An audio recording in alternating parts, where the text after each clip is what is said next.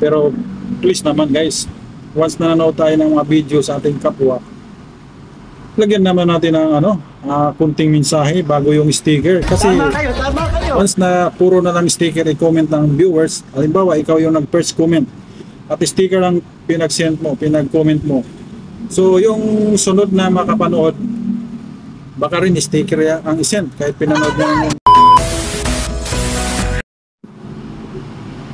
Hello guys, sa video na ito pag-uusapan natin itong sticker. Kung pwede ba talaga i-comment itong sticker kapag nanood tayo ng mga videos dumaan sa ating newsfeed, pwede ba itong i-comment? Kasi meron din akong nakita na nag-tutorials na bawal daw i-comment ang mga sticker. So ito yung pag-uusapan natin. Meron din katanungan ang isa nating follower na taga Cebu. So ito, sasagutin natin yung katanungan ng ating follower. Ito yung katanungan niya. Welcome sa ating tanong mo sagot ko. So ito yung tanong niya. Ito yung salita ng Cebuano. I-translate na lang natin sa Tagalog. Kung sa ganun, maintindihan natin lahat. So ito na yung tanong niya. Sir, maayong adlaw. Muta na lang ko. Di ko no pwede i-comment ang sticker lang unsa kini katinuod sir. Palihog tubag ako, dagan salamat sa tubag. So ang ibig niya sabihin sa salita ng Cebuano, di raw ba pwede comment itong sticker lang. Gusto niyang explanation, nag-PM sa akin. Alam mo tayo, talagang medyo parami yung nagpiping sa atin, nagtatanong. Siyempre tayo naman, nagsaliksik tayo, nag-research.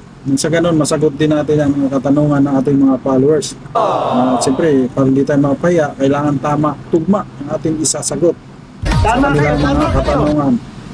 At ito yung sagot ko. Pwede at hindi pwede. Okay guys, anong gusto mong paliwanag natin? Yung pwede at hindi. So, sige, unahin natin ng pwede. Pwede kapag ang napanood mong video ay related dun sa sticker na isi-send mo, i-comment mo. Pero please naman guys, once na nanood tayo ng mga video sa ating kapwa, lagyan naman natin ng kunting mensahe bago yung sticker. Kasi once na puro na lang sticker i-comment ng viewers, halimbawa ikaw yung nag-first comment at sticker lang pinag-send mo, pinag-comment mo, so yung sunod na makapanood baka rin sticker ang isend kahit pinanood niya ng buo yung video, tapos nagkomento siya, sticker lang ang iniwan yung bakas. So guys, wag naman ganoon. Kailangan lagyan din natin ng sulat o bakas, yung words bago yung sticker, dahil kapag puro sticker lang ang makikita ni algorithm sa ating mga videos o sa videos na pinapanood natin, i-consider niya ito ng spammy content. So ibig sabihin, hindi niya ito ipapadala into wider audience dahil puro sticker na lang ang nakikita na komento. So hindi hindi tugma doon sa video na pinapanood mo. Dapat lagyan mo rin ng kunting mensahe. Ako naman ganun din ang ginagawa ko kapag nagkomento ako. Merong sticker pero meron akong nilalagay ng salita tugma doon sa pinapanood kong video. Halimbawa, ganito, meron akong komento at syempre may sticker din. Dapat ganun guys. So kung gusto nyo ring malaman kung paano ang tamang engagement o views, engagement, dapat magkasama yan.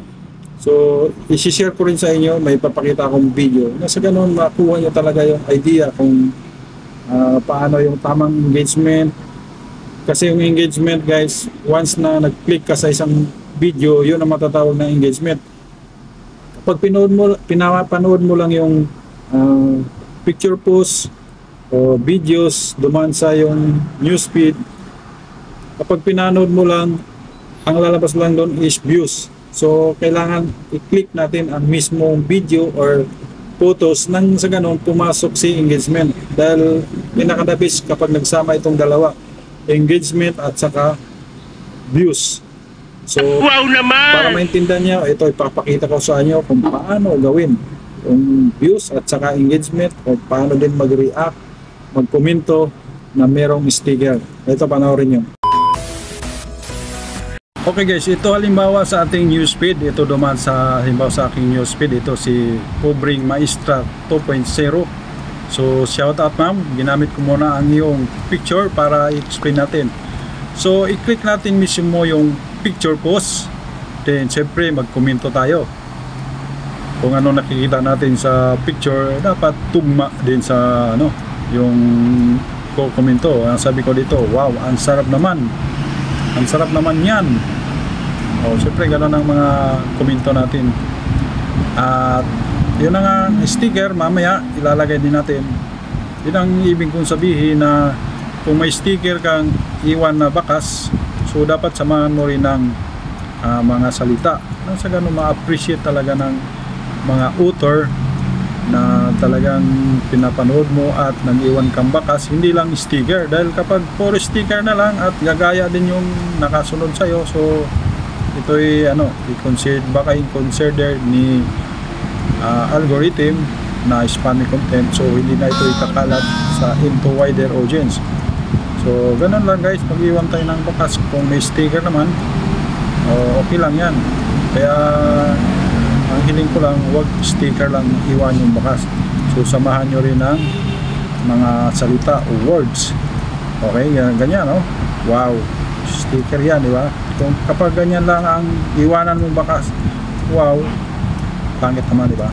So ganun lang kasimple guys. Sana sir, itong follower ko na taga Cebu, hinaut ba yung nakasabot ka sa akong gikuan, di-explain mo sa akong giingon nimo nga dili bawal na mag comment ka ng sticker, palihog lang, butangi pog words. Anong kuan ba? Anong depende sa imong nakita sa video, butangi pog mensahe pa, gamay pa. Pulong ba? Pulong sa Bisaya, butangi pulong. Arong ma-appreciate po sa kuan kanang author ba? Ma-appreciate niya na nakay gamay nga pulong din na sticker. Ayaw puro sticker lamang kasi dili na ni kuan ni algorithm adto sa daghang katawhan, dili na ipakita. Kung nagbinisaya na hinuntaan ni, pero sana naintindihan naman ng mga Tagalog lahat na mga super mga Tagalog is nakakaintindi ng kunting mga Bisaya yan, dahil siyempre halo-halo naman dito sa Metro Manila, Tagalog, Bisaya, mga ano, pero ang pinakasentro natin salita is Tagalog. So medyo mahaba lang ating pagmaritisan. So sana nakuha ni sir, nakuha ang aking buti pasabot. Ibig sabihin kung bawal ba o hindi bawal ang pag-comment ng sticker. Okay, thank you for watching. Laging tandaan, lamang ang may alam. Have a good day. Okay, let's go.